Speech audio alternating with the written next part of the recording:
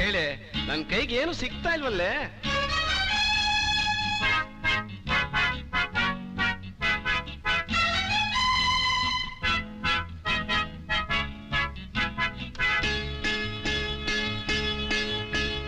ನಾಲ್ಕನೇ ಸಾಲಲ್ಲಿ ಜೀರಿಗೆ ತುಪ್ಪ, ಮೂರನೇ ಸಾಲಲ್ಲಿ ಸಾಸಿವೆ ಡಬ್ಬ, ಅಲ್ಲಿ ನೋಡಪ್ಪ ಮುಂಚೆ ಬೇಳೆ ಹಾಕಪ್ಪ.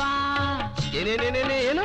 ನಾಲ್ಕನೇ ಸಾಲಲ್ಲಿ ಜೀರಿಗೆ ತುಪ್ಪ, ಮೂರನೇ ಸಾಲಲ್ಲಿ ಸಾಸಿವೆ ಡಬ್ಬ, ಅಲ್ಲಿ ನೋಡಪ್ಪ. ಅಯ್ಯೋ, ಮುಂಚೆ ಬೇಳೆ ಹಾಕ್ರಿ. ಬೇಳೆ ಇಲ್ಲಿದೆಯೋ?